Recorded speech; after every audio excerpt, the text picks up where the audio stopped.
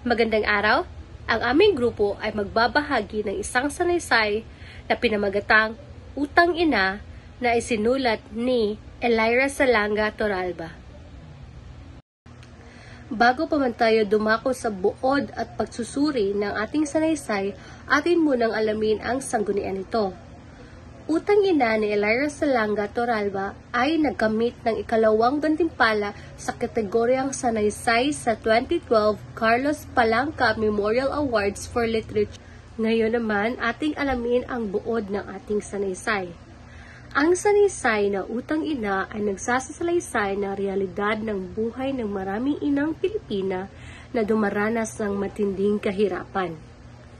Ipinakita ng may akda kung paano ang mga ina ay napipilitang mangutang upang matugunan ang pangangailangan ng kanilang pamilya, lalo na sa edukasyon, pagkain at pang-araw-araw na gastusin. Ang akda ay nagpapakita ng siklo ng pangungutang na tila wala ng katapusan. Gayunpaman, sa kabila ng bigat ng kanilang pasanin, ang mga ina ay patuloy nagsasakripisyo para sa kinabukasan ng kanilang mga anak. Ginamit ng may akda ang kanyang sanaysay upang ipakita ang mga sistematikong problema sa lipunan na nagtutulak sa mga ina sa ganitong kalagayan at upang bigyang pugay ang kanilang walang kapantay na pagmamahal at katatagan. Sa madaling salita, ang Utang Ina ay isang sanaysay na naglalarawan ng realidad ng buhay ng maraming inang Pilipina na napipilitang mangutang upang matustusan ang pangangailangan ng kanilang pamilya. Ipinakita ng may akda kung paano ang mga ina ay naghaharap sa walang katapusang siklo ng pangungutang upang mabigyan ng mas magandang kinabukasan ang kanilang mga pamilya o anak. Sa kabila ng bigat ng kanilang pasanin, nananatili silang matatag at patuloy na nagsasakripisyo para sa kanilang pamilya. Bukod dito, tinutukoy rin ng sanaysay ang mga sistematikong problema sa lipunan na lalong nagpapahirap sa buhay ng mga ina. Ngayon naman ay dumako tayo sa pagsusuri ng ating sanaysay. Uri ng pampanitikan. Ang Utang Ina ay isang personal na sanaysay na may elementong sosyo-ekonomiko. Ibinabahagi ng may akda ang kanyang pananaw, damdamin at obserbasyon tungkol sa buhay ng mga inang Pilipina sa gitna ng kahirapan.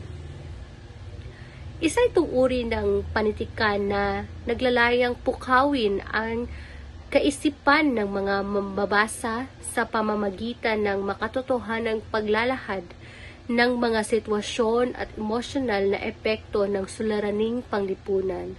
Sa madaling salita, ang Utang Ina ay isang personal na sanaysay na may temang sosyo-ekonomiko. Sa pamamagitan ng sariling obserbasyon at pagpapahayag ng damdamin, inilarawan ng may akda ang hirap ng buhay ng mga inang Pilipinas sa gitna ng kahirapan. Layunin ng sanaysay na buksan ang kaisipan ng mga mambabasa tungkol sa mga suliraning panlipunan na nagpapahirap sa mga ina at kanilang pamilya. Estelo ng paglalahad. Isa sa mga kapansin-pansing aspeto ng sanaysay na Utang Ina ay ang estelo ng paglalahad ng may akda. Una, gumamit ang may akda ng direktang paglalahad na may kasamang rhetorical na tanong upang pukawin ang mga isipan ng mga mambabasa. Ibig sabihin, hindi ito paligoy-ligoy o puno ng matalinghagang salita. Ang mga pangungusap ay pinapahayag ang katotohanan sa isang matapat at masinsinang paraan upang mas madaling maunawaan ng mga mambabasa ang mensahe ng sanaysay. At ang rhetorical na tanong naman ay ang mga tanong na hindi nangangailangan ng sagot. Mambabasa ngunit nagpapaisip at nagtutulak. Pangalawa, ang makatotohanang paglalarawan ng buhay ng mga inang nangungutang ay nagbibigay ng malalim na emosyonal na epekto sa mga mambabasa. Isang mahalagang aspeto ng sanaysay ang makatotohanang paglalarawan ng mga ina na nalulubog sa utang. Ang Ang paggamit ng mga totoong sitwasyon at detalyadong paglalarawan ng kanilang mga paghihirap ay nagpapalakas sa emosyonal na epekto ng akda. Ang ganitong paraan ng pagsusulat ay naglalayong hindi lang upang maglahad ng impormasyon, kundi upang gumising ng damdamin at simpatya mula sa mga mambabasa. Ang panghuli ay gumamit din ang may akda ng mga personal na karanasan o aktwal na kwento ng mga ina upang gawing mas relatable ang kanyang sanaysay. Sa halip na magbigay lamang ng pangkalahatang idea tungkol sa pangungutang ng mga ina, ipinapakita niya ang individual na kwento ng sakripisyo at pagdurusa na siyang nagbibigay ng mga personal na ugnayan sa mga mambabasa. Mga tayutay. Gumagamit ang may akda ng ilang tayutay upang mapalalim ang mensahe ng kanyang sanaysay. Una, pagtutulad o simili. Ang pagiging babae ay ang pakikipamuhay sa panahon ng digma ayon nga sa makatang si Joy Porrios. Ipinapakita nito ang pagiging babae, lalo na ang pagiging ina, ay may kahalintulad sa isang digmaan kung saan kinakailangang lumaban sa pang-araw-araw na hamon ng buhay.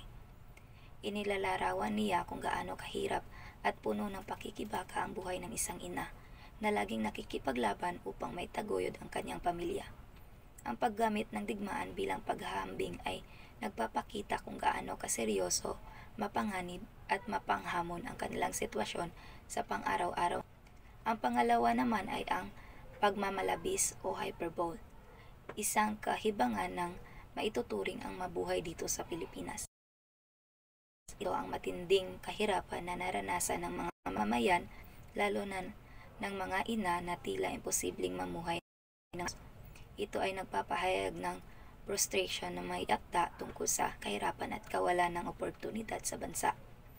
Bagamat hindi literal na ibig sabihin nito ay baliw, ang lahat ng namumuhay sa Pilipinas, ipinapakita nito ang tindi ng depresyon at kawalang pag-asa ng mga mahihirap, lalo na ng mga ina na napipilitang mangutang para lang mabuhay. Ang paggamit ng pagmamalabis ay nagpapalakas ng damdamin ng galit at pagkadismaya sa sistemang panlipunan na tila hindi tumutulong sa mga nangangailangan. Pangalawa, mga pansin at puna. Una, mga tauhan. Ang pangunahing tauhan sa sanaysay ay ang mga ina na inilalarawan bilang matatag, mapagmahal at handang magsakripisyo para sa kanilang pamilya sa kabila ng matinding kahirapan. Ipinapakita ng sanaysay ang matibay na karakter ng mga ina. Inilalarawan din ito kung paano ang kawala mula sa lipunan at karakter ng mga ina. Inilalarawan din ito kung paano ang kawala mula sa lipunan at gobyerno ay naglaseklo ng utang at paghihirap. Ang pangalawa o B ay galaw ng pangyayari. Ang sanaysay ay may lohikal na daloy. Nagsisimula ito sa paglalahad ng sitwasyon ng mga ina, sinusundan ng dahilan kung bakit sila napipilitang mangutang at tinatapos sa isang malakas na mensahe tungkol sa kanilang sakripisyo at ang sistemang panlipunan na tila ipinapahamak sila. Ang ganitong estruktura ay nagbibigay ng malinaw na progresyon ng ideya mula sa personal na karanasan patungo sa isang malawak na panlipunang pagsusuri.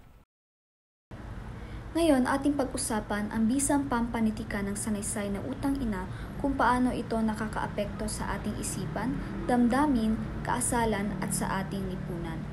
Una, bisa sa isip. Ang sanaysay na utang ina ay hindi lamang isang paglalahad ng kwento, kundi isang masusing pagsusuri sa paulit-ulit na siklo ng kahirapan at pangungutang sa buhay ng maraming pamilyang Pilipino. Pinupukaw nito ang isipan ng mga mambabasa upang mas maintindihan ang mga ugat ng problemang ito, mula sa limitadong oportunidad sa trabaho hanggang sa kawalan ng suporta mula sa pamahalaan. Sa pamamagitan ng masidhing paglalarawan ng realidad, nagiging mas malinaw kung paano ang simpleng desisyong mangutang ay maaaring mauwi sa mas malalim pang suliranin sa kinabukasan ng pamilya. Pangalawa, bisa sa damdamin. Malalim at masakit ang tinatalakay ng sanaysay, kaya't hindi maiiwasang madala ang damdamin ng sinumang bumabasa nito. Naipapakita rito ang matinding sakripisyo ng mga ina kung paano nila isinasantabi ang sariling pangangailangan. tinitiis ang pagod at hinaharap ang bawat hamon alang-alang sa ikabubuti ng kanilang mga anak. Isa itong pagsasalamin sa realidad ng maraming pamilyang Pilipino kung saan ang pagmamahal ng isang ina ay sinusubok ng matinding kahirapan. Ang ganitong emosyonal na aspeto ng sanaysay ay nag-iiwan ng matinding epekto sa puso ng mga mambabasa na maaaring humantong sa mas malalim na pag-unawa at masidhing pagkikilala sa halaga ng mga ina sa ating lipunan. Pangatlo, bisa sa kaasalan. Sa pamamagitan ng utang ina, natututo ang mga mambabasa na higit pang pahalagahan ang sakripisyo ng isang ina. Ipinapakita rin ito ang panganib ng paulit-ulit na pangungutang na madalas ay nagiging isang mapanirang siklo para sa maraming pamilya. Ang sanaysay ay nagbibigay ng mahalagang aral tungkol sa mas maingat at responsableng pamamahala sa pananalapi upang maiwasan ang matinding pasanin sa hinaharap. Higit pa rito, nagiging paalala ito sa ating lahat na hindi sapat ang pagsisikap ng isang ina lamang. Kinakailangan din ng suporta ng buong pamilya at ng lipunan upang maiahon ang mga ina mula sa ganitong kalagayan. Pang-apat, bisa sa lipunan.